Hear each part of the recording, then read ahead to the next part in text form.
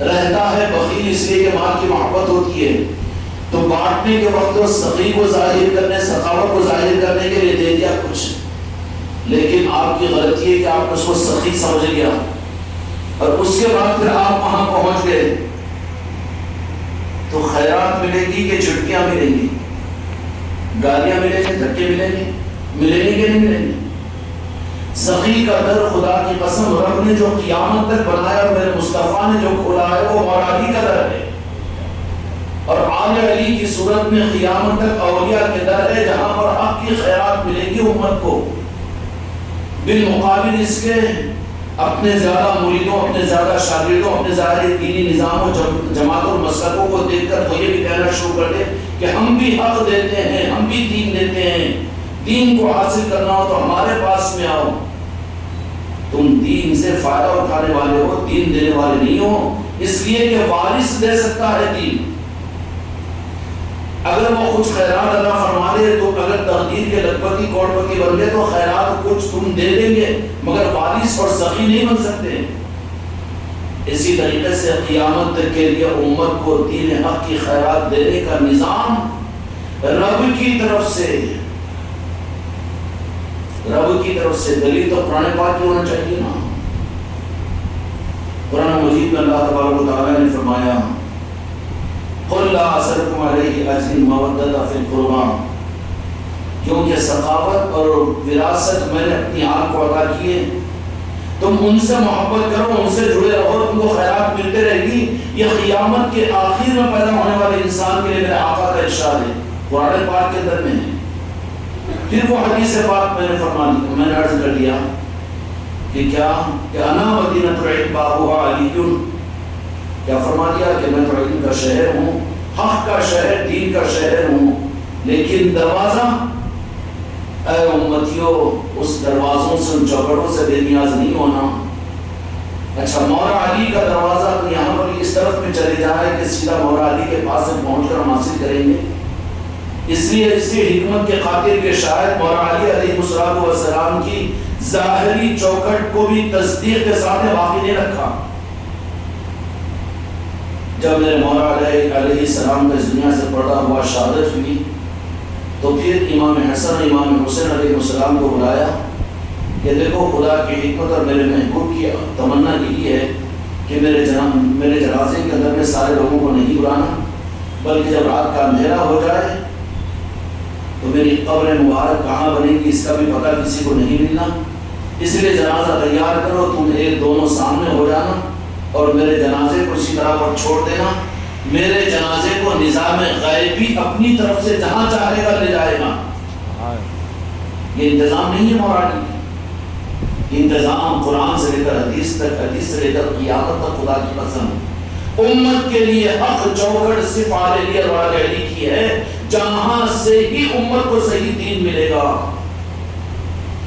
ویسے ہی امام حسن امام حسین علیہ السلام اور ایک صحابی کا نام بھی ملتا ہے، تینوں نے تیار کیا، یا دونوں شہزادوں نے مولا علی علیہ السلام کے جسم مبارک کو تیار کیا اور اس کو سامنے سہارا دیا، تو دیکھا کہ وہ جنازہ خود چلتا چلا گیا، چلتا چلا گیا، اور کہاں چلا، کہاں تک چلا، کوفے سے نکلا ہے مگر چلا وہاں تک کہ جس کی اطاعت تو شہزادوں کو تو ضرور تھی ہوگی، شہزادوں کو ضرور ہے، لیکن امت کے آنکھوں سے روک دیا گیا۔ امام حسن امام حسین علیہ السلام نے بھی بالاہتمام تصدیق نہیں فرمائی کہ ہم نے اپنے والد بزرگوار کو یا مولا علی کو ہم نے وہاں پر آپ کا روضہ مبارک بنایا، ایک سہارا بتا دیا گیا، لیکن پتہ سچا نہیں، تصدیق کے ساتھ میں نہیں بتایا گیا۔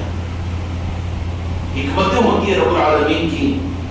اب ظاہری حکمت میں اہل شریعت کہتے ہیں کہ اس وقت میں مخالفتیں، دشمنی آل علی اور اولاد علی سے زیادہ تھی، اس کے لیے یہ حکمت نہیں، وہ حکمت تو اس سے زیادہ کی حکمت یہ ہے کہ چھپا دیا گیا۔ تو کیوں کہ اگر وہ بتا دیا جاتا تو پھر یہ بیچارے رافضی اور شیعہ تو صرف یہی کہتے کہ جو مولا علی کی چوکھٹ تک پہنچے گا اسی کو، تو پھر ہر ایک کے بس کی بات تو نہیں ہوگی کہ ہر ایک مولا کی بارگاہ تک پہنچے، تو پھر ان کو حق اور وراثت کی اصل دولت کیسے ملے گی؟ ان کو وراثت اور حق کی دولت کے ملنے کے لیے مولا علی نے قائم فرما دی کہ میری چوکھٹ میرے آل کی چوکھٹ ہے، جہاں ولی ہے وہاں علی ہے، جہاں علی ہے وہاں ولی ہے، وہی خیرات وہاں مل جائے گی حق کی۔ تو اب کہے وہ ہندوستان کے کسی واسی اور کسی مسلمان کو حق دین ملے گا تو آل علی اور اولاد علی کی صورت میں خواجہ قادر خواجہ غریب نواز ہیں۔ اسی طریقے سے اولیاء میں اولیاء کے نظام اور چوکھٹے اور آستانے بنے ہوئے ہیں، ان چوکھٹوں پہ صرف دنیا دینے کے لیے مسلمان جاتے ہیں، صرف دنیا نہیں بلکہ حقیقت میں وہاں پر حق ملتا ہے، حقیقی دین ملتا ہے۔ سمجھ گئے تو اس لیے اولیاء کے پاس ان کی چوکھٹوں پر اس حقیقی دولت اور اس حقیقی علم اور حقیقی امانت کو جو میرے مصطفیٰ کی امت کے لیے ہے، جو حق قرآن ہے، حق دین ہے، اس کی بھیک مانگنے کے لیے بھی اگر تم تمہارے بگڑے ہوئے پیر کے پاس میں آؤ تو وہ تو یہ کہے گا کہ مجھے ہی خدا مان لو، کسی مولانا کے پاس میں جاؤ تو وہی یہ کہے گا کہ میں یہ مسلک اور یہ جماعت کا یہ مدرسہ، میں دیوبندی، میں بریلوی، میں اہل حدیث، میں تبلیغ، میں جماعت اسلامی، بس حق کا دین تو میرے پاس میں ہے۔ یہ سخی نہیں ہے بلکہ نیا لکھپتی ہے۔ دوبارہ اگر جاؤ تو پھر چڑکی کھاؤ گے وہاں پر، پھر اس کو تو دھکا دیا جائے گا۔ اس لیے 100-150 سال 200 سال کے بعد میں دنیا پر چھائے جاتے ہیں کہ دین ان کے ذریعے سے پھیل رہا ہے، دین کا نظام ان کے ذریعے سے، ان کی کتابیں، ان کا لٹریچر، ان کی محنتیں اور ان کا نظام کے دین پر گویا کہ انہوں نے یہ دعویٰ کرنے پر اپنے آپ کو پہنچا دیا کہ اصل دین کی پہچان ہماری مسلک، ہمارا جماعت۔ لیکن کیا ہوتا ہے؟ اسی کے بعد چراغ گل ہو جاتا ہے، سخی تو وارث ہوتا ہے، اور نیا لکھپتی ہے کہ سخیوں کی لسٹ میں آنے کے لیے وہ زبردستی کے لوگوں کو کہتا ہے کہ حق دین تو ہمارے پاس میں، ہر ایک یہی دعویٰ کرے گا۔ لیکن چند سالوں کے بعد میں صدی نہیں گزرتی کہ وہ سارے نظام بکھر دیے جاتے ہیں۔ وارث کبھی غریب نہیں ہوتا، نیا لکھپتی کبھی وارث نہیں بن سکتا۔ سمجھ میں آ گئی؟ مولا علی علیہ السلام کو میرے آقا نے وارث بنایا ہے امت کے لیے، اور امت کو کہا کہ آپ ان کو مولا کو اپنا مولا مانو، من کنت مولا ہو فہذا علی مولا، ان کو مولا مانو۔ انہوں نے فرمایا اللہ کی منشا کے مطابق رسول اللہ نے اعلان فرمایا، اور قیامت تک کی امت کے لیے یہ رہبری دے دی کہ جو علی کو اپنا مولا مانے گا اسی کو وراثت میں حق ملے گا، خیرات ملے گی، دین حق اسی کو ملے گا، قرآن کا حق صرف اسی کو ملے گا۔ اب ان کی تقسیم کرنے کا نظام، اس لیے مولا علی علیہ السلام کی قبر شریف اور قبر مبارک کو بھی ظاہر کرنے سے دور رکھا، اور حسنین کریمین کو مولا علی علیہ السلام نے بتایا کہ نہیں، قبر کا پتہ نہ چلے، لوگوں کو معلوم نہ ہو، اس کے لیے تم دونوں تیار ہو جاؤ اور آگے بڑھ جاؤ اور میرے جنازے کو رکھ دینا جہاں پر رب کی منشا نظام غیبی ہوگا۔ یہ کمال ہے مولا علی کا کہ آپ کی قبر کو کنہوں نے تیار کیا اور آپ کے جنازوں کو کنہوں نے سہارا دیا۔ خدا کی قسم، ملکوت اور آسمانی نظام نے آپ کا نظام چلایا ہے۔ قیامت تک کے لیے مولا علی علیہ السلام کے ذریعے سے بتا دیا کہ مولا کا نظام، جو مولا کا نظام ہوگا وہ دنیا داروں کا محتاج نہیں، مریدوں کا محتاج نہیں، عالموں کا محتاج نہیں اور پیروں کا محتاج نہیں، یہ دنیا کے مسلک و جماعتوں کا محتاج نہیں۔ یہ تو وہ ہے کہ جن کے جنازے کو فرشتوں نے لے کر چلا، تو یہ چلتا ہوا جنازہ تھا جو محتاج نہیں تھا۔ اے غوث و خواجہ کے نظام کو لے کر چلنے والوں، اسباب پر نظر نہ رکھو۔ یہ مولا کا اگر نظام ہے تو مولا علی کا نظام یہ بتا دیا کہ یہ خود چلتا ہے، اپنی منزل پر پہنچتا ہے۔ خانقاہ محمدی والوں کی گمراہیت ہوگی اگر تم بھی اپنی ذات پر، اپنی صلاحیت پر، اپنے علم پر، اپنے عمل پر، اپنے محنت پر اور اپنے خرچ پر، اپنے لنگروں پر نظر کرو گے، کان پکڑ کر معذور کر دیے جاؤ گے، کیونکہ علی کے نظام کے لیے کسی اور طاقت کی ضرورت نہیں ہے، ظاہری کوئی سبب کی ضرورت نہیں ہے، بلکہ یہ خود منزل پر پہنچتا ہے۔ اس پر پہنچتا ہے خواجہ خواجگان کے اس نظام کو جو مولا علی کا نظام تھا، کیا پرتھوی راج متھرا کی حکومت نے سہارا دیا؟ یا علاؤالدین خلجی نے سہارا دیا؟ کوئی دیا؟ ضرورت نہیں پڑی ان کو راستہ بتانے کے لیے. مولا کا راست نظام تھا تو پھر یہ چراغ چشتیہ چلتا ہی ہندوستان میں ایسے گیا کہ قیامت تک اس کی روشنی کو ختم نہیں کر سکتا. خدا کی قسم یہ چھوٹے بلبوں کے سینس بلبوں کی روشنی یہ خواجہ خواجگان کی پہچان دلوا رہی ہے. کیوں کہ یہ وہ نظام ہے جو سخی کے در سے جڑا ہوا ہے، بخیلوں کے در سے جڑا ہوا نہیں ہے. بخیلوں کی پہچان تو یہ ہوتی ہے کہ بعد میں دھکا دیا جائے گا اور بعد میں سائل کو چھڑکا دیا جائے گا. لیکن خدا کی قسم علی اور آل علی کے اندر میں کون ہیں جن کے نسبت کی محفل کے لیے ہمارا اپنے یہاں پر جمع ہوئے ہیں؟ یہ کرم ہے مولا علی کا. شکر ادا کرے مولا کی بارگاہ اور ان کی خدمت میں کہ انہوں نے اپنے شہزادوں کے ماننے والے اور ان سے دل و جان کے ساتھ محبت کرنے والے غلاموں میں ہم کو شامل فرمایا. پیران پیر کی محفل کو آپ لوگ اہتمام سے سجا رہے ہو تو اس میں تمہارا کوئی کمال نہیں. شکر ادا کرو مولا علی کی ذات پر کہ انہوں نے تم کو موقع دیا ہے کہ تم کو اپنی چوکھٹ پر بلانے کے لیے اپنے شہزادے حضور پیران پیر غوث اعظم سے محبت کرنے والا بنایا. اور یہ جمع ہونے والے محبت والے ہیں. کون ہونے والے؟ محبت والے ہیں. مقاصد اور اغراض والے نہیں ہیں. جماعت اور مسلک کی بنیادوں پر چلنے والے نہیں ہیں بلکہ ان کی محبت پر جمع ہونے والے ہیں. اور محبت پر جمع ہونے والوں کی پہچان کیا ہوتی ہے کہ دھوکہ نہیں کھانا. محبت میں جو آتے ہیں بے رخی کھٹکتی نہیں ہے ان کو. ہم کو پوچھا نہیں گیا، ہم سے منقبت نہیں پڑھائی گئی، ہم سے بیان نہیں کروایا گیا، ہم سے یہ ان سے بے نیاز ہوتے ہیں. وہ محبت والے تو چاہے بیٹھنے کو جگہ نہ ملے تو نیچے چپلوں میں بیٹھ جائیں گے، اس لیے یہ محبت والے ہیں. وہ اس لیے جن کے دلوں میں یہ بات پیدا نہیں ہوتی ہمارے بچوں میں، لیکن یہ جو سوچ رہے کہ ہم نعت پڑھیں گے، ہم منقبت پڑھیں گے اور ہم ہی جلسے کی نظامت کریں گے، ہم ہی بیان کریں گے، ہم سے ہی ذکر کروایا جائے، تو محبت والے نہیں ہوں بلکہ غرض والے قرار دیے جاؤ گے.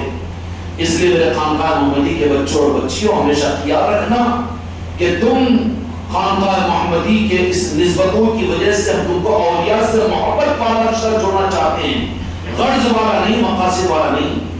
محبت میں اگر محبت ہوگی تو کوئی پوچھے نہ پوچھے، چاہے جھڑکی مار دے، پھر وہ جھڑکی مارے تم کیونکہ اولاد کو اگر وفادار اولاد ہے تو ماں کی جھڑکی بھی جھڑکی نہیں لگتی بلکہ چھڑکا ہے تو اور جانے لگے ماں کو لپٹ لے گا. یہ کیا بات ہے کہ میرے سے نعت ہی نہیں پڑھا ہے، میرے سے بیان نہیں کروایا، میرے سے نظامت نہیں کرا، میرے سے قرات نہیں کرا ہے. اب تو تم محبت والا نہیں ہے، تو محبت کے راستے ہی پر نہیں آیا ہے. خانقاہ محمدی کا نظام خدا کی قسم یہ اولیاء سے محبت کا نظام دینے کا نظام ہے کہ تم ان نظاموں میں محبت کی نسبتوں کو ایسے قائم کرو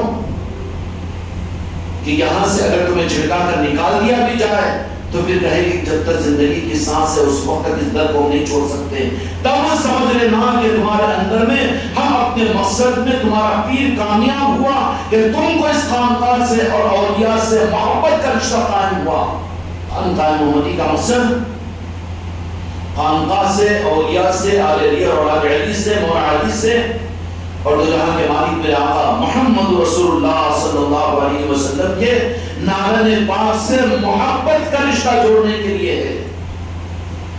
جو مرید، جو خلیفہ، جو مریدان اس مقصد میں کامیاب ہے، تمہارے دل سے تم سوال کر لو کہ کتنی محبت کا رشتہ قائم ہوا کہ ہم کو چھڑکا کر، دھتکار کر، مار کر نکال بھی دیا جائے تو پھر کسی وجہ نہیں. پہلے جتنا چاہتے تھے اب نہیں چاہ رہے سن تو سمجھ لینا کہ نسبت تمہاری محبت کی قائم نہیں ہوئی، مقصد میں تم کو کامیابی نہیں ملی.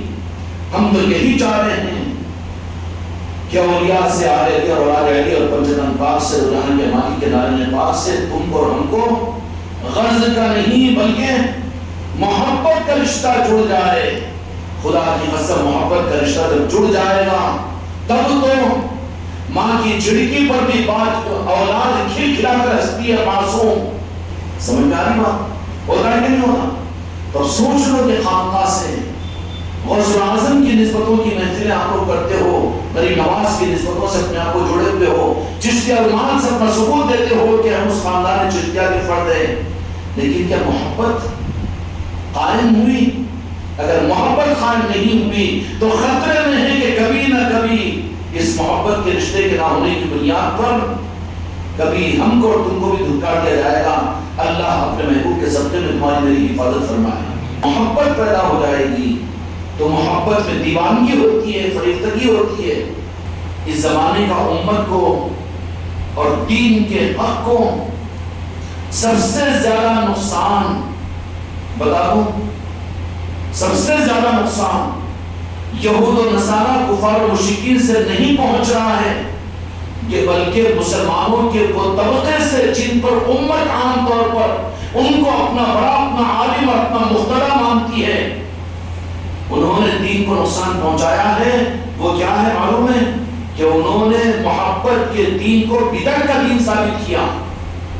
کہے کا دین اولیاء کے پاس میں جاتے ہیں خدا سمجھ کے جاتے گا، لیکن وہ پہلوان تو مسجد کے منبر پر کہہ دے گا کہ دانا شرک ہے، تو مطلب خدا سمجھ کر جا رہا ہے، الزام لگا رہا ہے۔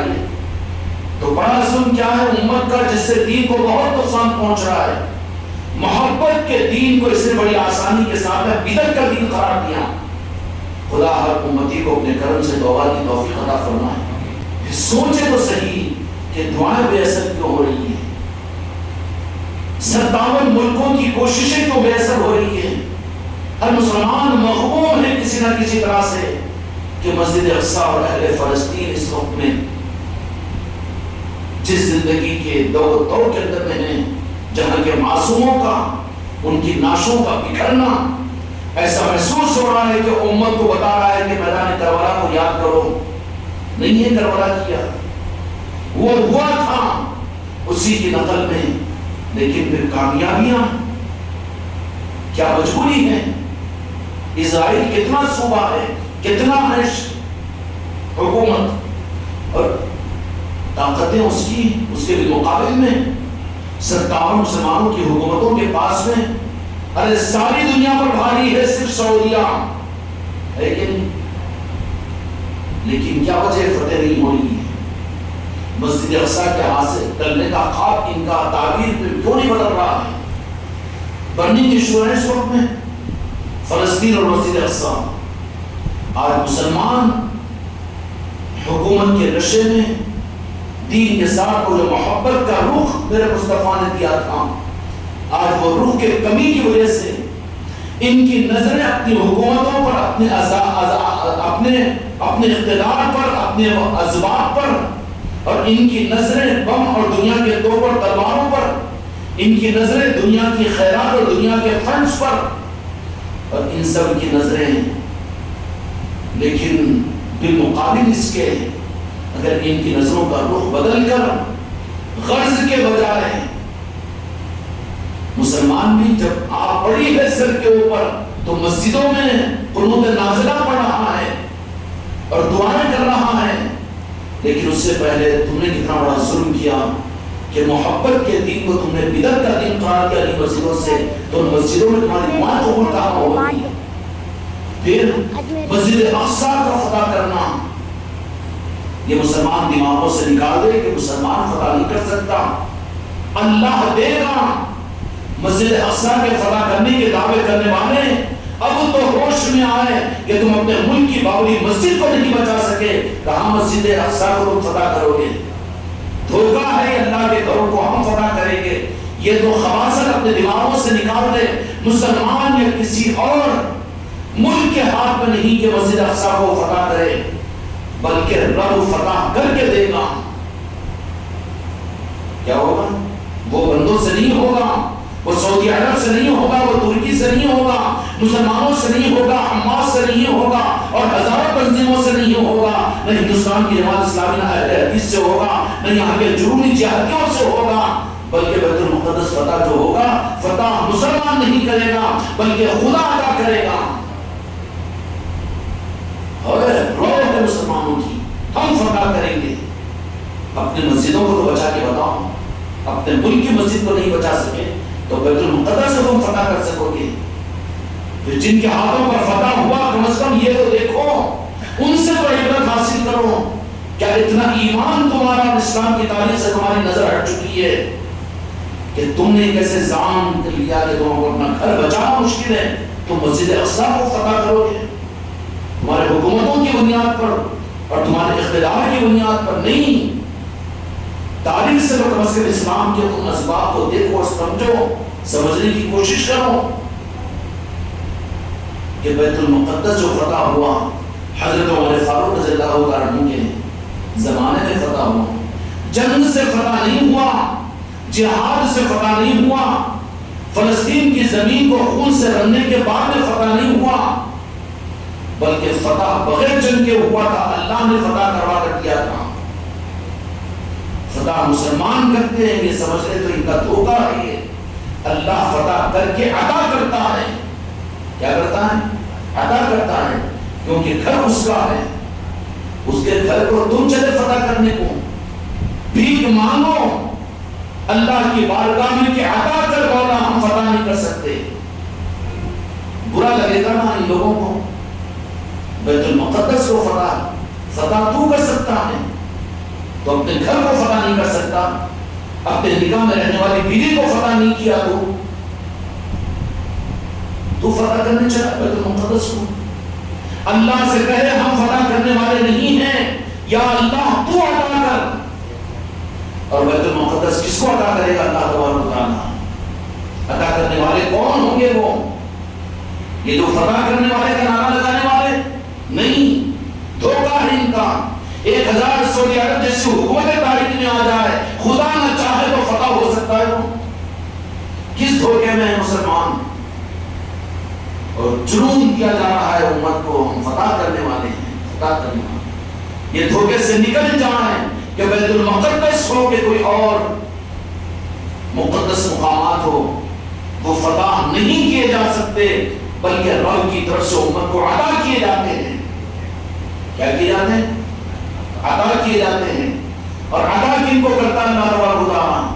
جو بڑی حکومت ہو، جس کا روس سپورٹ میں آ جائے اور جس کا برطانیہ سپورٹ میں آ جائے، سعودیہ سپورٹ میں آ جائے، ان کو عطا نہیں کرتا۔ خدا کے عطا کرنے کا قانون کیا ہے؟ دیکھو حضرت عمر فاروق رضی اللہ عنہ کے کہ اللہ تبارک و تعالیٰ نے حضرت عمر رضی اللہ عنہ کو بیت المقدس عطا کیا تھا، اس لیے دستبردار ہو جاؤ کہ ہم بیت المقدس کو فتح کر لیں گے، نہیں بھکاری بنو کہ اللہ تو عطا کر۔ میرے بچوں، خانقاہ محمدی والوں، چاہے پوری دنیا کا رخ کچھ بھی اور ہو، لیکن میں تمہارا پیر ہوں تو میں تم کو یہ کہتا ہوں کہ دعائیں مانگو، یا اللہ بیت المقدس کو ہم فتح نہیں کر سکتے، فتح کر کے مت فرما، یہ مت کر دعا، بلکہ یا اللہ بیت المقدس ہم کو عطا کر۔ کیا کر؟ عطا کر۔ عطا کس کو کرے گا اللہ تعالیٰ؟ عطا اپنوں کو کرے گا نا جی، سیدھی بات نا، کس کو کرے گا؟ اپنوں کو عطا کرے گا۔ پھر اللہ کے کون ہیں؟ اللہ کے کون ہیں تو قرآن پاک سے پوچھو، الا ان اولیاء اللہ لا خوف علیہم ولا هم يحزنون۔ میرے کون ہیں؟ میرے دوست ہیں۔ دوست کون ہیں؟ اولیاء۔ اور اولیاء کون ہوتے ہیں؟ اولیاء مسلک اور جماعتوں میں چلانے والے اولیاء نہیں ہوتے، بلکہ اولیاء کون ہوتے ہیں؟ اولیاء کی سیدھی پہچان قرآن پاک کے مطابق میں کہ اللہ کے دوست تھے۔ اللہ ان کو اپنا دوست کیوں بناتا؟ جبکہ اللہ تو یہ کہہ دیا کہ قل هو اللہ احد اللہ الصمد لم یلد ولم یولد ولم یکن له کفوا احد، کہ میں کسی سے پیدا نہیں ہوا، جس کو پیدا ہونے کی حاجت نہیں، اس کو دوستی کی کیسی ضرورت؟ سوال نہیں، عقیدہ نہیں ہے۔ اللہ نے کسی کو پیدا نہیں کیا، اللہ نے کسی کو پیدا نہیں کیا، اور وہ کسی سے پیدا نہیں ہوا۔ اور کہاں یوں کہ اللہ الصمد کے میرے محبوب فرما دیجئے میں بے نیاز بھی ہوں، میں پیدا بھی نہیں ہوا، کسی کو پیدا بھی نہیں کیا، میں بے نیاز ہوں۔ تو جب تو سب سے بے نیاز ہے تو تمہیں دوستی کی کیا ضرورت ہے؟ دوستی کی کیا ضرورت ہے؟ اولیاء کو اللہ نے جو دوست بنایا یا بناتا ہے قیامت تک، زیادہ نمازاں پڑھتے اس واسطے، بڑے علم والے ہیں اس واسطے، بڑے حقے اور صافے پہنتے اس واسطے، اللہ کی دوستی کا ولایت کا یہ معیار نہیں ہے، یا بہت لاکھوں مریدین ہو گئے ان کی اس واسطے اور اللہ کے ولی نہیں ہے یہ معیار۔ خدا کی قسم اللہ دوست ان کو بناتا ہے جن کو اللہ اپنا محبوب اور اپنا چہیتا بنایا، ان سے وہ اپنی جان سے زیادہ محبت کرنے کرنے والے ہوتے ہیں، عشق رسول کی بنیاد پر ولایت عطا ہوتی ہے۔ سمجھ میں آ گئی بات؟ ان کی محبت میں جانوں کو قربان کرنے والے، ان کی سانسوں میں میرے مصطفیٰ کا جن کے نام آ جاتا ہے، جن کی چاہتوں کی آخری منزل میں آقا کی مسکراہٹ بن جاتی ہے، جب اس مقام پر پہنچتے ہیں تو اللہ تعالیٰ کہتا ہے کہ اچھا کہ تم میرے حبیب کے ساتھ اتنی محبت کرتے ہو، اپنی آل اولاد سے زیادہ اور اپنی زندگی کی سانسوں سے زیادہ میرے محبوب کو چاہتے ہو، ارے وہ تو میرا محبوب ہے۔ تو اللہ تبارک و تعالیٰ وہ ٹوٹ کر جب محبت، یہ چکر ہے خاموشہ کی، یہ بھی طریقت ہے اور وہ بھی پیری مریدی بھی ہے، وہ بھی ہے جہاں عشق رسول نہ ہو وہاں ولایت کا گزر نہیں ہے۔ عاشق ہی ولی بن سکتا ہے، عاشق اللہ کا عشق کر سکتا ہے۔ موسیٰ علیہ السلام نے دیکھ سکتے نہیں بتایا خود کو جناب اللہ کرتے ہوئے، وہ قانون نہیں ہے خدا کا۔ پھر ولی کون بنے گا، ولایت کس کو عطا کی جائے گی؟ اللہ ولایت اس کو عطا کرے گا، اس کو اپنا دوست بنائے گا۔ بندہ کہاں اس قابل کہ اللہ اس کو اپنا دوست بنائے، اللہ اپنا دوست بنائے۔ پھر ولی کیسے بنتا ہے؟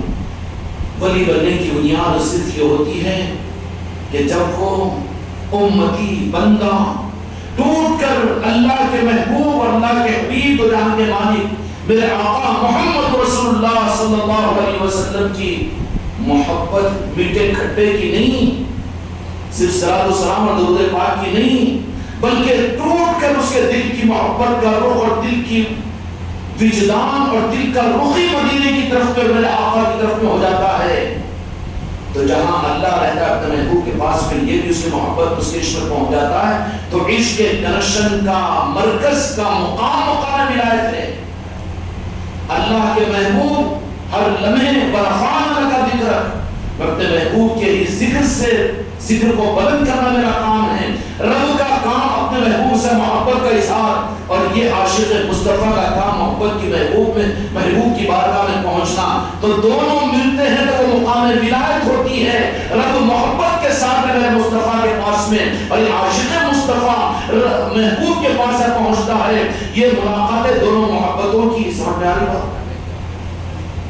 اب چلاؤ پیری مریدی، روکھی سوکھی، اللہ کو راضی کرنا، عبادتیں کرو، دین پر چلو، یہ تو شریعت کا نظام ہے، طریقت تھوڑی ہے۔ وہ طریقت تو میرے محبوب سے ٹوٹ کر محبت کرنا ہے، اور صرف زبانوں کے دعوے نہیں ہیں بلکہ دلوں کی ارمانیں اور چاہتیں جب یہ ہو جاتی ہیں۔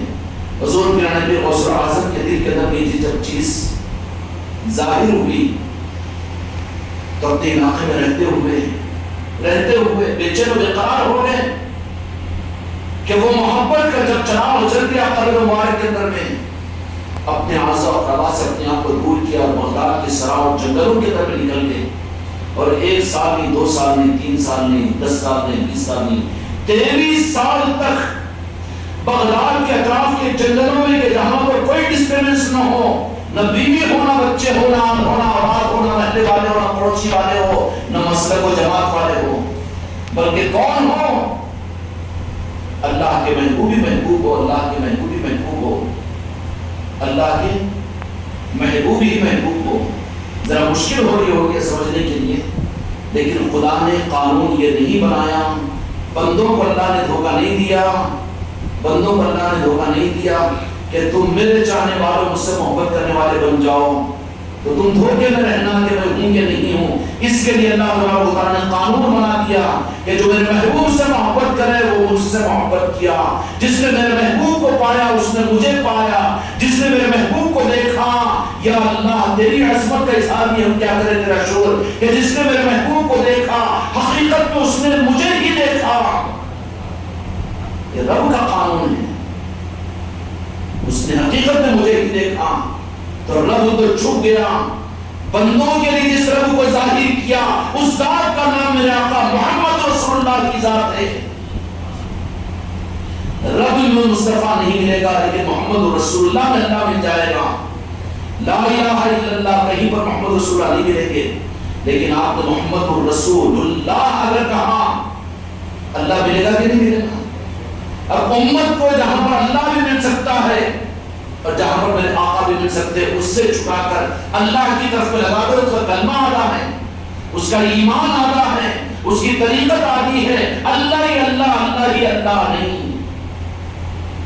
وہ قانونی نہیں ہے اس کا, بلکہ وہ جس سے محبت کرتا ہے اولیاء ان کی محبت میں اپنے کردار کو چھوڑ دیتے ہیں, جنرل کو اختیار کرتے ہیں, ساروں کی محبتوں پر غالب اپنے محبوب کی محبت میں, دیوانگی میں, کیونکہ محبت کی نسبت قائم ہو جاتی ہے.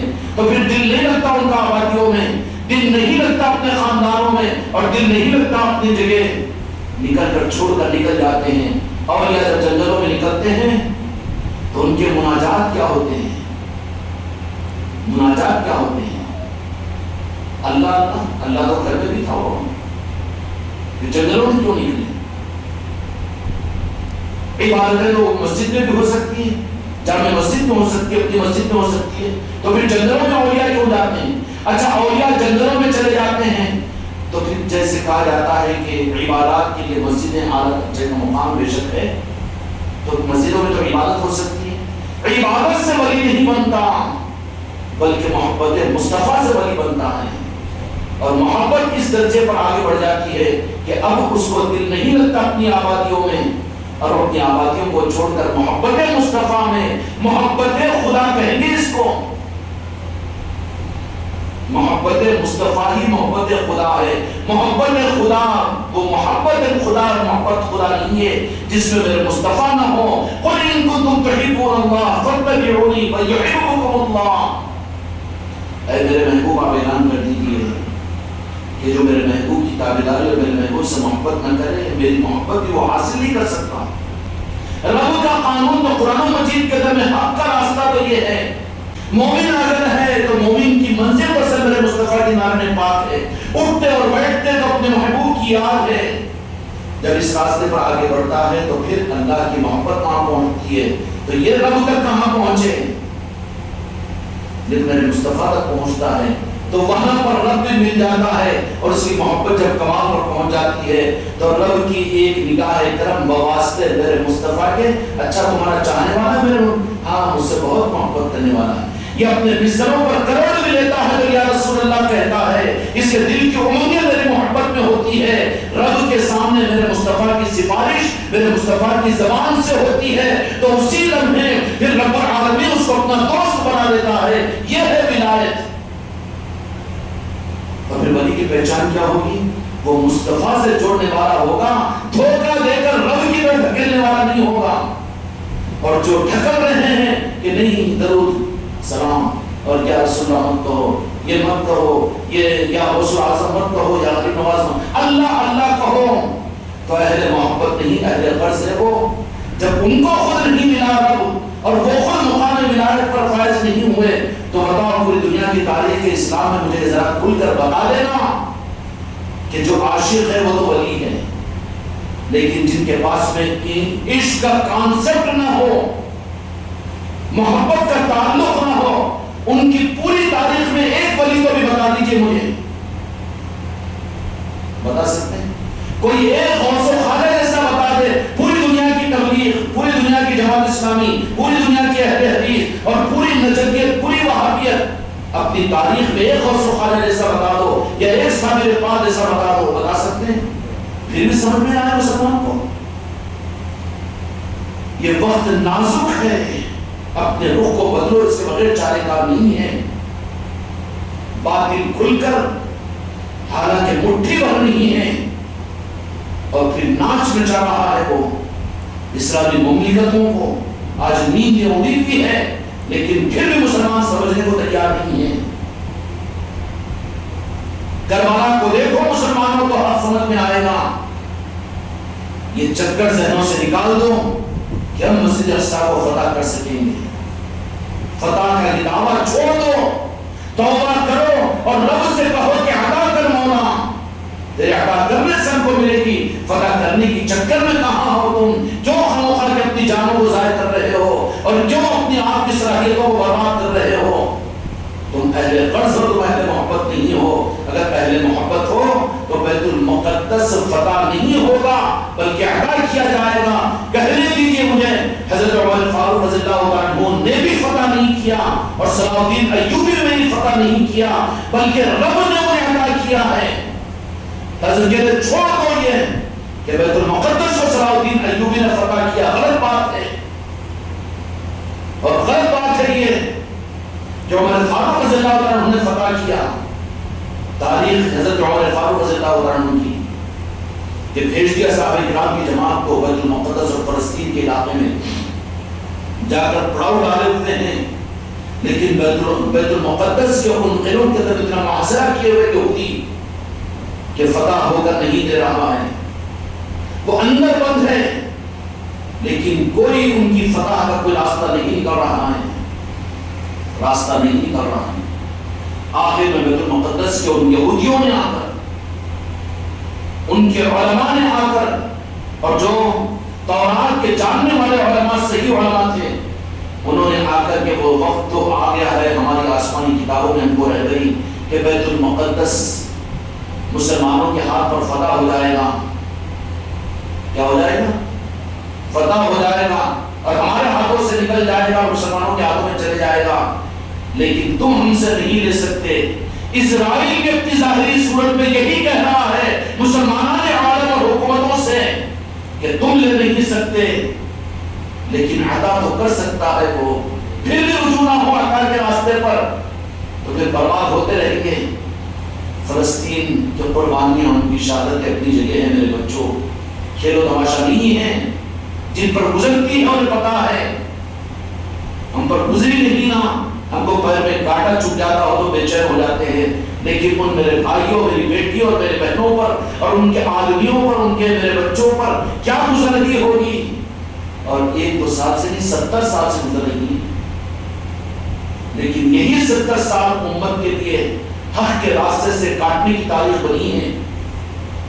جب سے حق کے راستے سے امت کو کاٹنے کی تحریکیں انگلینڈ نے شروع کرائی اور مسلمانوں نے، ان کے قائدین علماء نے قبول کیا، جب سے یہ مصیبتوں کے بادل فلسطین کے اوپر منڈا رہے ہیں، پورے عالم پر منڈا رہے ہیں۔ کیوں؟ حضرت عمر رضی اللہ عنہ نے بھیجا اور محاصرہ کیے ہوئے ہیں، لیکن کہا کہ کوئی چوس نہیں ہے، ارے تم تو اتنے، ہم تو کب نہیں کر سکتے۔ ان یہودی علماء نے آ کر کہا کہ ہماری آسمانی کتابوں سے وقت آ چکا ہے کہ بیت المقدس ہمارے ہاتھوں سے نکل جائے گا اور مسلمانوں کو دے دیا جائے گا، لیکن تم ہم سے نہیں لے سکتے، تم ہم سے نہیں لے سکتے، بلکہ ہم صرف تم کو یہ کہتے ہیں کہ ہماری آسمانی کتابوں میں جن کے ہاتھوں پر بیت المقدس کی چابیوں کو ہم دینے والے ہیں، ان کی شبیہ تک لکھی ہوئی، ان کے آنے کا انداز لکھا ہوا ہے، وہ کیسے بیت المقدس میں داخل ہوں گے، ہمارے شہر میں آئیں گے، فلسطین میں، وہ سب کچھ ہماری آسمانی کتابوں میں۔ واہ رب العالمین، یہ نظام ولایت کو امت کو اپنے طرف سے سمجھا دیجیے، اور غوث و خواجہ کی چوکھٹوں کو امت کے لیے کھول دیجیے۔ آج امت بھٹک رہی ہے میرے دوستو، امت ظلم و بربریت کی آگ میں جل رہی ہے، وجہ کیا ہے اس کی؟ اللہ اس کے صحیح غور کرنے کی ہم کو آپ کو توفیق عطا فرمائے۔ کہا کہ کوئی شک نہیں، چابیاں ہم خود تم کو دے دیں گے، قدموں میں لا کر ڈالیں گے، لیکن اس آدمی کو ہمارے سامنے پیش کرو کہ جس آدمی کے ہاتھ پر آسمانی کتابوں میں رب نے عطا کرنے کا وعدہ کیا ہے، اگر وہ آدمی کو، شخصیت کو ہمارے سامنے ڈالو تو ہم تم سے جنگ بھی نہیں کریں گے، ایک کا خون بھی نہیں ہوگا، بلکہ خود اپنی سعادت سمجھ کر بیت المقدس کی چابیوں کو لا کر تمہارے قدموں میں ڈال دیں گے اس آدمی کے۔ اس جماعت کے امیر کے سامنے جب بات آئی تو فوراً حضرت عمر فاروق رضی اللہ عنہ کے پاس میں خط لکھے، کہا کہ امیر المومنین، آسمانی کتابوں کے اندر میں تو وہ شواہد بھی ان کے پاس موجود ہے، وہ جانتے ہیں کہ کن کے ہاتھوں میں بیت المقدس، یہ لوگ بتایا جا رہا ہے، نہیں بتایا جا رہا، کیونکہ چھپایا جا رہا ہے، چھپا کے بعد دکانیں چلائی جا رہی ہیں، تو اس ذات کو لے کر آدھو تو ہم کوئی تم سے لڑائی نہیں کریں گے، اور بیت المقدس کی چابیوں کو لا کر تمہارے ہاتھ میں رکھ دیں گے، پیروں میں ڈال دیں گے۔ تو یہ تو خوش ہو گئے۔ امیر المومنین سیدنا عمر فاروق رضی اللہ عنہ مدینہ منورہ میں خط لکھا کہ یہ لوگ، ہم فتح تو نہیں کر سکتے لیکن عطا ہونے کا وقت آ گیا ہے، امیر المومنین ہو نہ ہو، چونکہ آپ ہیں امیر المومنین اور آپ تشریف لائیے۔ حضرت عمر رضی اللہ عنہ نے فرمایا کہ میں مدینے پہنچا ہوں تو میری شفاعت کے شفاعت ہوتی نا. حضرت عمر رضی اللہ عنہ کی شفاعت میں وہ جو بیت المقدس میں جماعت تھی ان میں سے ایک شخص تھے مدینے کے رہنے والے, کہا کہ ان کو سامنے کرو. تو یہودی علماء کو ان مسلمانوں نے کہا کہ کیا ان کی شفاعت؟ تو کہا کہ اچھا, دیکھ رہے اپنی تورات میں کہہ رہے کہ ہاں یہ تو ٹھیک ہے ٹھیک ہے ٹھیک ہے, لیکن ان کا نام کیا ہے؟ تو لیکن نام نہیں بولے, نام شفاعت ہے نام اس سے نہیں ہے. کون سا رخ ہے میرے بچوں؟ کہاں بھاگ رہے ہو؟ بے سہارا یقین نہیں بنایا میرے مصطفیٰ نے, مولا کے حوالے کر کے گیا ہے امت کو, آل علی اور آل علی کے حوالے کیا ہے, غوث و خواجہ کے حوالے کیا ہے امت کو میرے آقا نے. تم بے سہارا بن کر جماعت المسلکوں میں بھٹک رہے ہو, جو ہری گھاس بتا اس کے پیچھے بھاگ رہے ہو. خسائی ہے کہ تمہارا مالک ہے, تم کہاں پہچانے ہو؟ کتنے خسائیوں کے حوالے ہوں گے اور کتنوں کے آلے کار بنو گے, کتنی جماعتوں کو قبول کرو گے, کتنے مسلکوں پر چلو گے. آ جاؤ مولا کی بارگاہ کی طرف, آل رسول کی طرف میں, تو پھر بچ جاؤ گے تم بھی اور تمہاری نسلیں بھی. نتیجہ یہ نکلا کہ شفاعت تو ایسی ہے لیکن نام یہ نہیں ہے, وہ نام الگ ہے, نام سیکرٹ رکھا نہیں بتایا. سمجھ گئے؟ تاریخ میں ہے, تاریخ دعوت و عظیمت وغیرہ میں مل جاتا ہے, تاریخ سیرت انبیاء میں بھی. یہ بے پرکی بے وجہ کی باتیں نہیں بتا رہا ہوں, تعجب ہو رہا ہے تم کو. حضرت عمر رضی اللہ عنہ کہا کہ امیر المومنین آپ تشریف لائیے, آپ ہی پر اب یہ عطا کی جائے گی, فتح نہیں کر سکیں گے ہم بیت المقدس کو. چنانچہ حضرت عمر فاروق رضی اللہ عنہ اپنے غلام کو ساتھ میں لیا, اپنے غلام کو, اور ایک خچر تیار کیا, اونٹ تیار کیا, مدینے سے چل پڑے. کہا کہ ہمارے امیر المومنین آ رہے ہیں, تو ٹھیک ہے آنے دیں. جب پہنچے ہیں حضرت عمر فاروق رضی اللہ عنہ, غلام کے ساتھ میں معاہدہ یہ ہوا کہ تھوڑا سفر میں اونٹ پر بیٹھ کر چلوں گا, تم نکیل پکڑنا, لیکن چونکہ سفر میں تم ساتھی ہے, پیر اور مرید مقام کے اوپر, لیکن سفر میں تو ساتھی بن جاتے ہیں. یہ عمر رضی اللہ عنہ کی سنت ہے, اس لیے سفر کے طریقوں کو سمجھو, اختیار کرو ان چیزوں کو. منفرد سنتیں ہوتی ہے صاحب اکرام کی اور یہ اکرام کی, کہ اعلیٰ سفر تم اور اعلیٰ سفر میں, اونٹ پر بیٹھوں گا, میں نکل پکڑوں گا, تم کو بٹھاؤں گا, میں نکل پکڑوں گا. اس طریقے سے معاملہ ہوتا ہوا آیا. کیا ہوا؟ ہوتا ہوا ہے. بیت المقدس میں داخل ہو رہے ہیں تو اتفاق سے, اتفاق کیا ہے؟ حق ہی وہ ہے کہ بیت المقدس کے یروشلم میں جب داخل ہو رہے ہیں فلسطین کے علاقے میں, تو حضرت عمر رضی اللہ عنہ کی باری نکیل پکڑنے کی تھی اور غلام کے اونٹ پر بیٹھنے کی تھی. تو کہا کہ نہیں سرکار یہ بات میں نہیں, رسول رسول. کیوں کہ نیچے ہو کر بھی وہ بڑے ہیں, بڑے جو ہوتے ہیں ان کو نیچے اوپر سے کوئی فائدہ فرق نہیں پڑتا, ان کو ظرف ان کا چھوٹا نہیں ہوتا. کہا کہ نہیں, جیسی ترتیب ہے داخل ہو رہے ہیں تو غلام اونٹ پر بیٹھا ہوا ہے, حضرت عمر رضی اللہ عنہ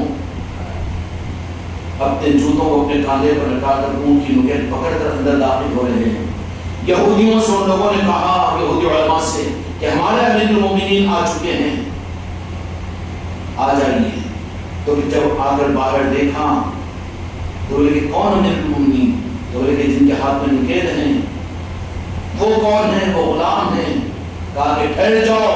گئے بیت المقدس کے خزانے میں اور بیت المقدس کی چابیوں کو اٹھایا اور عظمت کے ساتھ ملا کر امیر المومنین سید عمر فاروق رضی اللہ عنہ نے فتح نہیں کیا, بلکہ رب نے ان کو عطا کیا ہے بیت المقدس. سمجھ میں نہیں بات؟ پوری دنیا میں دھونے کے فتح کریں گے, بھول جاؤ اس کو, فتح نہیں کر سکتا. رب عطا کرے گا تجھے, تو رب کے عطا کرنے کے قابل بننے کو ثابت کر اپنے آپ کو. اور آ کر کہنے لگے کہ یہ ہیں امیر المومنین. ہماری کتابوں میں یہ بات تک لکھی ہوئی تھی کہ جن کے ہاتھوں پر بیت المقدس کی چابیوں کو ہمیں دینا ہے وہ آئیں گے اس علاقے کے اندر میں, تو وہ بڑے ہوں گے, امیر ہوں گے وقت کے, لیکن وہ ان کا غلام ان پر بیٹھا ہوا ہوگا, وہ نکیل کو پکڑ کر داخل ہو رہے ہوں گے. اور ان کا نام کیا ہے؟ فرمایا کہ عمر بن الخطاب. کہا کہ یہی نام ہماری تورات میں لکھا ہوا ہے, جن کے ہاتھوں پر خدا ان کو بیت المقدس عطا کرے گا. سمجھ گئے بات؟ یہ ہوتی ہے چیزیں اللہ نے عطا کیا. حضرت عمر رضی اللہ عنہ کے ہاتھ سے ضرور ہوا, لیکن عطا ہے یا فتح ہے؟ عطا ہے. اب چلو وہاں سے پھر اسلامی مملکتوں کا نظام چلا، حکومتیں چلی، لیکن ان کی مجبوریاں غالب آ گئی، قرض درمیان میں آ گئی. آتی ہے نا قرض، آج بھی تو پیری مریدی کے درمیان میں قرض آ گئی ہے، دینی لائنوں کے اندر بھی تو قرض آ گئی ہے، مسلک اور جماعتوں کی قرض آ گئی ہے. ایسے ہی اہل قرض نے پھر سے ان یہودیوں سے معاہدہ کیا، اور بڑی مکاری کے ساتھ وہ قوم بڑی مکار ہوتی ہے، ان کو انگوٹا دو تو پورا ہاتھ پکڑتی ہے، پہنچا پکڑتی ہے.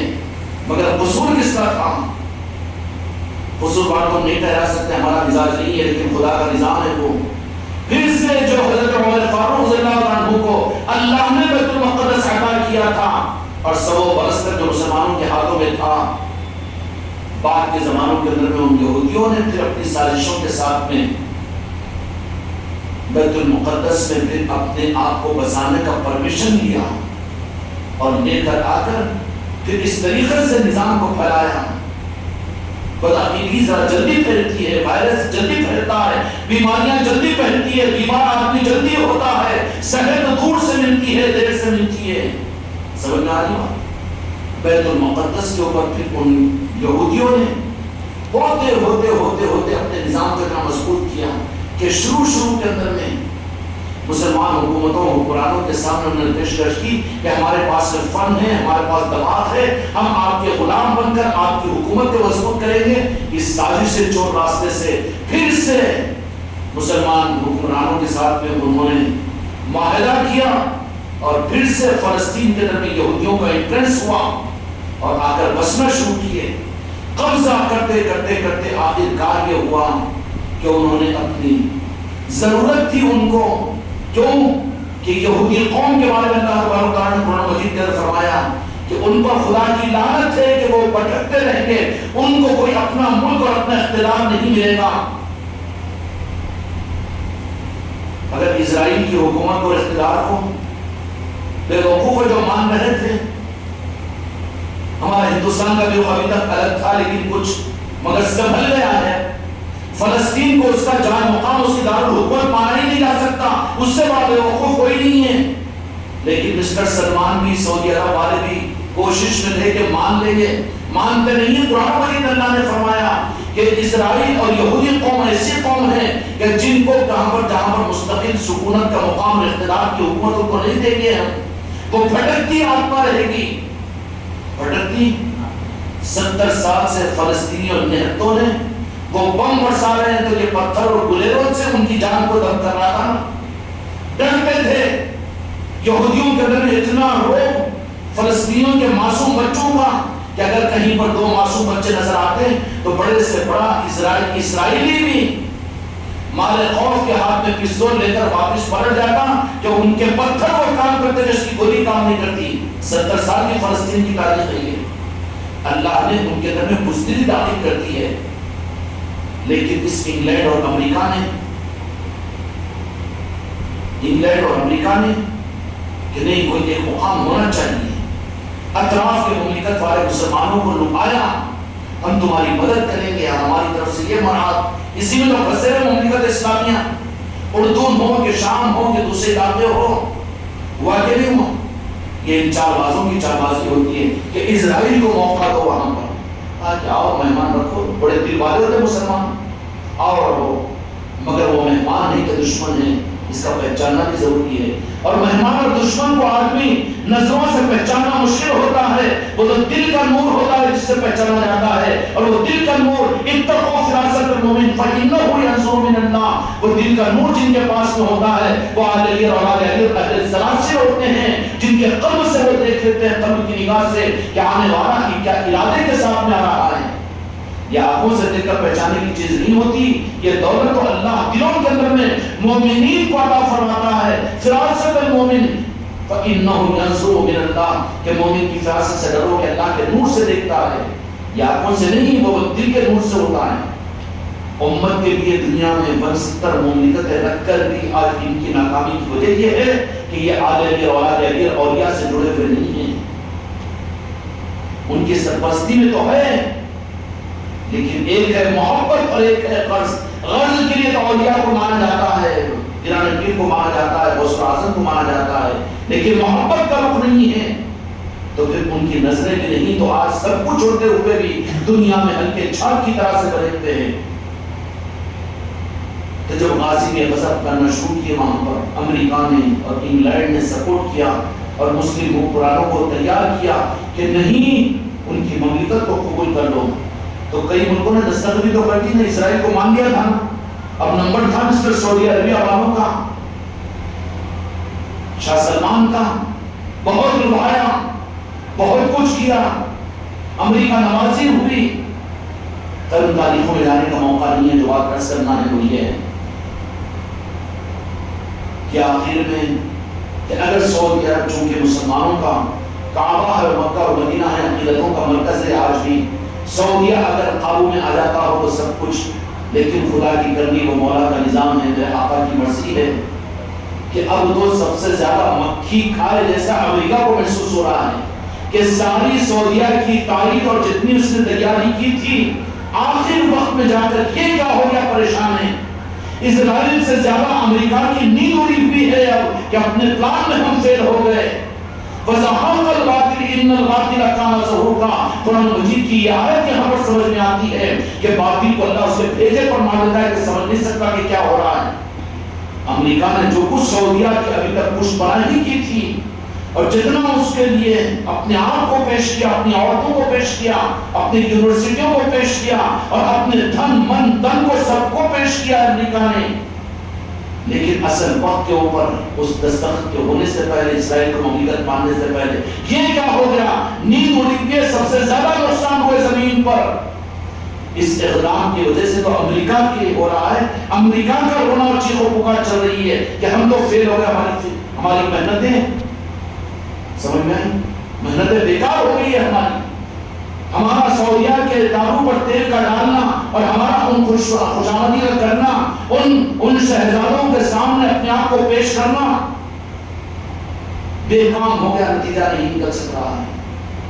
اس کے لیے یہی وجہ ہے کہ دنیا کے انسانیت نواز انسان تو اسرائیل کو قابض کہہ رہے ہیں اور فلسطین کو مظلوم کہہ رہے ہیں، لیکن ایک تنہا یہ ناپاک اولاد اسرائیل کا امریکہ کھڑا ہوا ہے کہ میں تیرا ساتھ ہوں، موت دکھ رہی ہے سامنے، تب کہیں جا کر تو اپنی پالیسی کو آج بدلا ہے وہ، سمجھ میں آئی بات، یہ امریکہ کا نقصان ہوا۔ اب آپ بھی بولیں گے خانقاہ کی مسجدیں بھی آج امریکہ اور سیاست نہیں ہے، رخ بتانے کی کر رہا ہوں۔ خدا نے بھی قرآن مجید کے میں فرعون کی حکومت کا تذکرہ کیا ہے، قارون کے خزانوں کا تذکرہ کیا ہے، کیا کہ نہیں کیا؟ صحیح حق کے لیے ان کے تذکرے نامناسب نہیں بلکہ مناسب وقت پر ہونا چاہیے۔ نتیجہ یہ نکلا کہ ساری کوششیں بیکار ہوئی، اور جب آدر قابض ہو گیا اپنے پیروں کو پھیلا دیا، اور پھر اسرائیل نے، یہودی ہے وہ، اب مسلمانوں کے آنے پر پابندی لگا دی۔ آخرکار مسلمان اپنے قبلے اول کے دیدار کے لیے، زیارت کے لیے، اس یہودیوں کو پرمیشن، اس کا پاسپورٹ کے بغیر داخل نہیں ہو سکتے۔ ایک اندر میں چوبن تھی 4ویں صدی ہجری تک، یہ حالات ایسے ناگفتہ ہو گئے تھے۔ اللہ تبارک و تعالیٰ نے پھر مسلمانوں کو فتح کرنے والا نہیں بلکہ عطا کرنے کا ارادہ کیا۔ آج تم اپنے رات میں اپنی گھر کی خانقاہ محمدی میں بیٹھ کر دعائیں کرو میرے مرید و مریدان کہ اللہ ہم مسجد اقصی کو فتح نہیں چاہتے بلکہ آپ ہم کو عطا کیجئے، یہ تو صحیح ہے رخ۔ اللہ نے پھر ارادہ کیا تو پھر کن سے فتح ہوا؟ حضرت عمر رضی اللہ عنہ عثمان، وہ تو صحابی رسول ہے، خلیفہ راشدان ہے، لیکن اب دوسری مرتبہ اللہ نے جب عطا کرنے کا فیصلہ کیا تو پھر کس کو آیا میدان میں؟ صلاح الدین ایوبی رحمۃ اللہ علیہ۔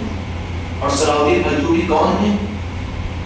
صلاح الدین ایوبی رحمۃ اللہ علیہ یہ حضور پیرانے پیر سیدنا غوث اعظم دستگیر رحمۃ اللہ علیہ کو جان سے زیادہ محبت کرنے والے ہیں۔ یہ سلسلہ قادریہ کے فیض یافتہ ہیں۔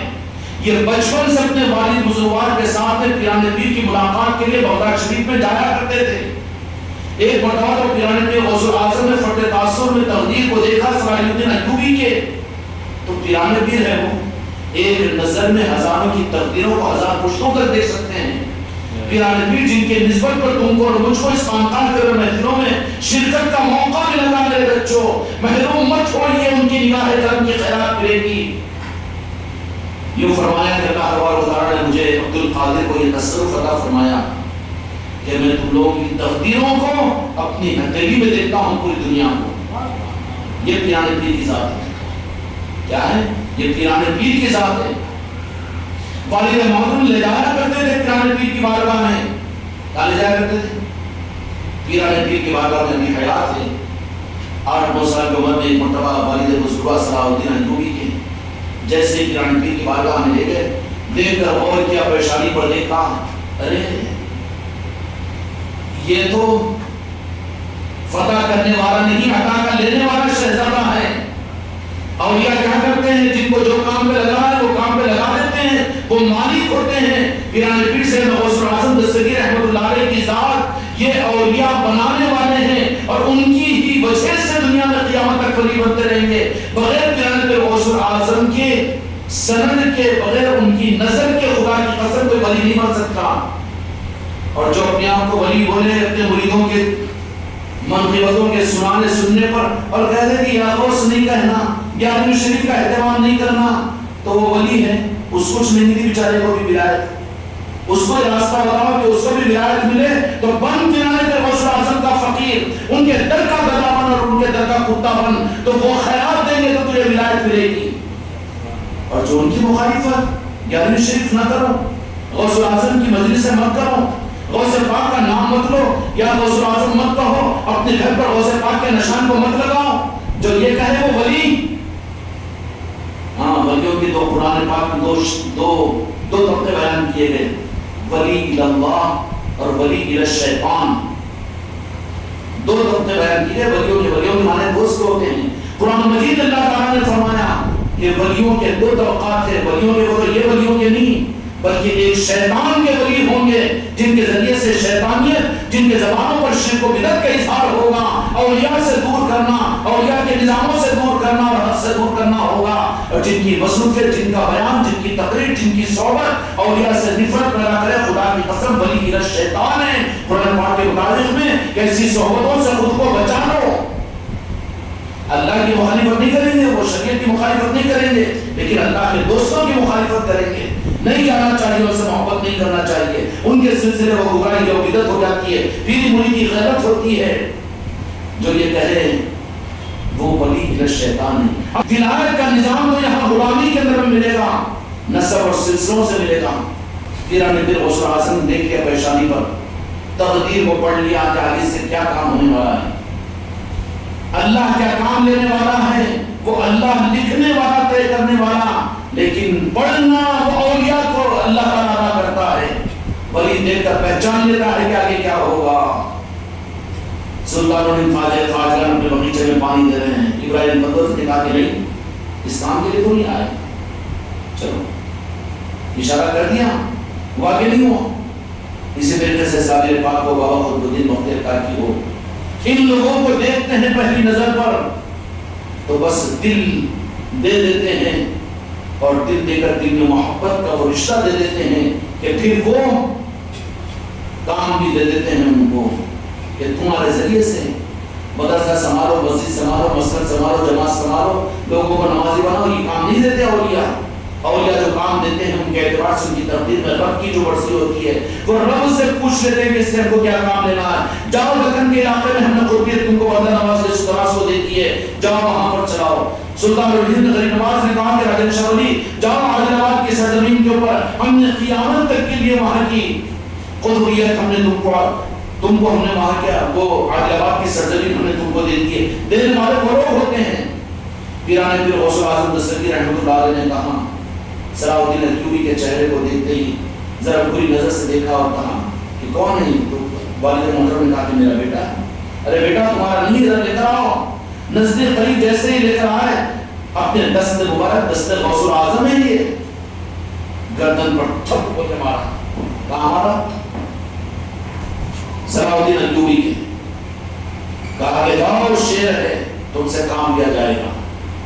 وہی صلاح الدین ایوبی کا پیرانے پیر غوث اعظم کا وہ دست مبارک کا گردن پر پڑنا بوجھ کے لیے گردن کو مضبوط کیا، ہمتیں اور جولانی اور قوت اور طاقت، حالات سے متاثر ہونا، لوگوں کی رعایت کرنا، یہ نہیں بلکہ وہ اپنے مقصد کے دیوانے ہوتے ہیں اولیاء، مقصد کے سامنے نہ بیوی بچوں کی وہ رعایت کرتے ہیں، نہ مریدوں کی رعایت کرتے ہیں، نہ مسلمانوں کی رعایت کرتے ہیں، نہ انسانوں کی، ان کے سامنے اپنا مقصد ہوتا ہے، جس مقصد کے لیے ان کو اولیاء دیتے ہیں، غوث الاعظم اور غنی نواز یا ان کا پیر دیتا ہے، مقصد کے ایسے دیوانے کے جان چلے جائے لیکن مقصد نہیں چھوٹتا۔ تو پھر غوث الاعظم نے اپنے دستے مبارک کو صلاح الدین ایوبی کے گردن پر تھپا مارا، کہا کہ جواب کام لیا جائے گا تم سے۔ اس کے بعد میں صلاح الدین ایوبی رحمۃ اللہ علیہ کی زندگی کے حالات کی اجب ہو گئے وہاں سے، اور ایک ہی دھن کہ کیا کام کیا غوث الاعظم نے؟ اللہ تم ہی کو بیت المقدس پھر عطا کرنے والا ہے۔ کیا اسلامی مملکتیں نہیں تھی اس وقت میں؟ اسلامی حکومتیں نہیں تھی؟ بہت تھی، لیکن کام کس سے لیا گیا؟ کام کس سے لیا گیا؟ کس سے لیا گیا؟ اہلوں سے کام لیا جاتا ہے، اہلوں سے کام لیا جاتا ہے، اہل ثابت کرنا پڑتا ہے وہاں پر۔ پیران پیر غوث الاعظم دستگیر رحمۃ اللہ علیہ نے فرمایا کہ نہیں، تم سے لیا جائے گا کام۔ اپنے وقت کے اوپر ہوا یہ کہ اس کے بعد سے صلاح الدین ایوبی رحمۃ اللہ علیہ کا بچپن ایک روح آ گیا، مقصد سامنے آ گیا۔ پیران پیر نے طے فرما دیا کہ اللہ تم کو ہی بیت المقدس عطا کرنے والا ہے، فتح کرنے والے نہیں، عطا کرنے والے۔ تو پھر صلاح الدین ایوبی رحمۃ اللہ علیہ کا میدان سلسلہ قادریہ خانقاہ مامورہ کی طرف اتنا زیادہ ہوا کہ پھر لوگ بھی کہتے کہ کوئی اور کچھ نہیں کہتے کہ اپنے مقصد کے پورا کرنے میں جو میں نے ذمہ مقصد کیا غوث الاعظم نے اور علی نے، اس مقصد کے لیے میرے جو ہیں وہ سلسلہ قادریہ کے لوگ اہل طریقت اہل خانقاہ ہے۔ حکومت اور تخت و تاجوں سے ارے تم اپنے ملک کو فتح نہیں کر سکتے تو اللہ کے گھر کو کیا فتح کرو گے؟ فتح نہیں بلکہ عطا ہوتی ہے اللہ تعالیٰ کی۔ تو رجحان پورا کدھر ہوا؟ علم بھی بہت تھا صلاح الدین ایوبی کو، کمانڈنگ کی طاقت بھی بہت تھی، صلاحیت بھی بہت تھی، لیکن رجحان کہ جو جس طرف کے ہوتے اس طرف ہی ہو گیا۔ بکری ہوگی تو مندہ بکری میں ہو تو مندہ بکری میں جب بکری جا کر بیٹھے گی، بھینس بھینسوں میں بیٹھے گی، گائے گائے میں بیٹھے گی، شیر کہاں بیٹھے گا جی؟ مرغیوں میں، تبیلیوں میں، بکریوں میں۔ وہ تو کھانے والا ہے، شیر ہے تو شیروں میں بیٹھتا ہے وہ۔ اس لیے جن کو خانقاہوں کے نظام سے مناسبت ہوتی ہے، جو خانقاہوں کے نظام میں صحیح طریقت کے ساتھ وابستہ ہوتے ہیں، جو یہاں کے نظاموں کے مطابق اپنے آپ کو چلاتے ہیں، وہ دنیا کے شیر ہوتے ہیں۔ جو شیر ان کا دل پھر خانقاہوں میں لگتا ہے۔ ابن ایوبی کو یہ کام غوث الاعظم نے دیا، کہا کہ تم سے اللہ تم فتح نہیں کرو گے بلکہ اللہ تمہیں عطا کرے گا۔ رجحان پورا سلسلہ قادریہ کی طرف ہو گیا صلاح الدین ایوبی رحمۃ اللہ علیہ کا۔ اس کا نتیجہ کیا نکلا کہ جب اولیاء کی مدد جن کے ساتھ میں ہو، اولیاء کی دعوت جن کے ساتھ میں ہو، جن کی کائنات ہو، ان کی مرضی ہو، کس کی امت آئی؟ ادھر کی تائید ہوگی۔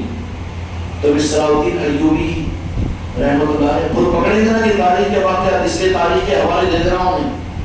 آج بھی ترکی کے اندر میں صلاح الدین ایوبی رحمۃ اللہ علیہ کی جو تلوار رکھی ہوئی ہے نا، تو ایک طرف میں لکھا ہوا ہے لا الہ الا اللہ محمد رسول اللہ، تو دوسری طرف ایک طرف میں لا الہ الا اللہ محمد رسول اللہ، سب قبول کرتے ہیں نا۔ یہ کون ہے؟ ایک طرف تلوار میں جو لکھا ہے لا الہ الا اللہ محمد رسول اللہ، ان کے دعوے یہ ہو سکتے ہیں کہ مسجد اقصی کو حاصل کریں گے، فتح کریں گے، ان کے دعوے۔ لیکن تلوار کی دوسری طرف میں لکھا ہوا ہے پیران پیر سیدنا غوث اعظم دستگی شعین للہ، ہر چیز پر قادر ہے، مدد پر۔ کس کی تلوار پہ؟ علامہ اقبال بھی تعریف کیے، مولانا مودودی بھی تعریف کیے، اور دنیا کے کون سے علماء جو صلاح الدین ایوبی کی تعریف نہیں کرتے؟ کرتے کہ نہیں کرتے؟ سب اپنا سمجھتے ہیں، لیکن صلاح الدین ایوبی سے پوچھو تم کس کے ہیں تو صلاح الدین ایوبی کی روح کہے گی کہ میں تو پیران پیر غوث اعظم دستگیر کا ہوں۔ یہ دولت عطا کی جاتی ہے جن کو عطا کرنا ہوتا ہے۔ آج دنیا سب کچھ بھی ہے، کلمہ بھی ان کے پاس میں ہے، تلوار بھی، مال بھی، لیکن جس چیز کی کمی ہے وہ علی اور اولاد علی کی محبت کی کمی ہے، بزرگوں کے نظام کی کمی ہے، جن سے دنیا فتح ہوتی ہے ان کو بزرگوں کا اپنا نظام ملتا ہے۔ ان سارے سلسلے قادریہ کے ان اولیاء کرام کو اور وابستگان خانقاہ والوں کو لے کر جو میدان کے اندر میں آئے، اٹھی بھر فوج تھی، اور ان فوجوں کے اندر میں معصوم بچے بھی تھے، عورتیں بھی تھے، خیمے لگ جاتے، وہ خیمے کیا ہوتے، خانقاہ ہوتی وہاں پر، اور ان میدانوں کے اندر، ان خیموں کے اندر میں تعلیم و تربیت ہو رہی ہے، پیران پیر کی باتیں سنائی جا رہی ہے، بندگان پاک کی عظمتیں سنائی جا رہی ہے۔ وہاں پر خانقاہ اس معنی میں کہ تربیت کا نظام، ذکر الہی کا نظام، تہجد کی نماز کے بعد میں صلاح الدین ایوبی رحمۃ اللہ علیہ کا حکم یہ تھا کہ ذکر بالجہر پورے زور و شور کے ساتھ کیا جاتا۔ وہ جب لا الہ الا اللہ کی ضرب لگائی جاتی صلاح الدین ایوبی کے خیموں میں، کہاں مقابلے پر یہودی ہے، ان کے دل ہل جاتے تھے، بلک جاتے تھے۔ صلاح الدین ایوبی رحمۃ اللہ علیہ نے اس مٹھی بھر لوگوں کے ساتھ میں بیت المقدس کو اللہ تبارک و تعالیٰ نے ان کو عطا کیا کہ نہیں کیا، صدیوں تک مسلمانوں کے قبلہ کو مسلمانوں کے ہاتھ میں رہا، لیکن پھر وہ اتار چڑھاؤ آیا جب اس وقت پہ وہ نازک مقام پر کھڑا ہوا ہے کہ ہماری تمہاری دعائیں، یا اللہ بیت المقدس کو ہمیں فتح نہ کروا، بلکہ یا اللہ ہم کمزور ہیں تو عطا کر، یہ دعائیں کرو۔ اور کن کو عطا ہوگا؟ اللہ اپنے دوستوں کو عطا کرے گا۔ کس کو عطا کرے گا؟ انتظار ہے دوستوں کا، جب دوست اگر آ جائیں گے میدان میں، ان کو نہ امریکہ کی ضرورت ہے، نہ سعودیہ کی ضرورت ہے، نہ ترکی کی ضرورت ہے، بلکہ وہ تو یہ کہیں گے کہ ہم کو غوث اعظم کی ضرورت ہے، ہم کو جنرل بغدادی رضی اللہ عنہ کی ضرورت ہے، ہم کو مولا علی کی ضرورت ہے، ہم کو مولا حسن مولا حسین کی ضرورت ہے، ہم کو مولا علی کی ضرورت ہے، ہم کو نارائن پاک مصطفیٰ کی ضرورت ہے۔ وہ ولی جب میدان میں آئیں گے نا تو پھر بیت المقدس فتح نہیں ہوگا، بلکہ رب کی طرف سے ان کو عطا ہوگا، اور عطا ہوگا میرے مصطفیٰ نے فرمایا، لیکن کن کو؟ ان لوگوں کو نہیں، غرض والوں کو، بلکہ محبت والے۔ ہاں، تو پھر ان کے ہاتھوں پر اللہ تبارک و تعالیٰ دیتا ہے، کیا دیتا ہے؟ فتح دیتا ہے، اور اللہ تبارک و تعالیٰ ان کو دیتا ہے۔ ہم یہ تو دعا کر سکتے کہ اللہ تعالیٰ ایسے تیرے دوستوں کو تو ظاہر کر کہ فلسطین معصوموں کا خون ہم کو برداشت نہیں ہو رہا ہے، اور یہودیوں کا ظلم و غربیت ہم کو برداشت نہیں ہو رہا ہے، یا اللہ جن کو تو عطا کرنے والا ہے ان کو ظاہر کر دے۔ اور میرے آقا نے فرمایا کہ ہوگا، وہ بھی جو ہوں گے نا وہ غرض والے نہیں ہوں گے، بلکہ محبت والے، وہ ایک کی صورت میں امام مہدی علیہ السلام ہوں گے، جن کو ظاہر کیا جائے گا وہ اولیاء کے سلسلے سے ہوں گے، وہ آل رسول سے ہوں گے، مولا علی کی آل سے ہوں گے، اور وہ آئیں گے ان کی مدد کے لیے، نظام عالم نہیں، فرشتے ان کے لیے نازل ہوں گے، حتیٰ کہ حضرت عیسیٰ علیہ السلام بھی ان کی مدد کے لیے تشریف لائیں گے۔ ہے کہ نہیں حدیث میں؟ ہے نا حدیث میں؟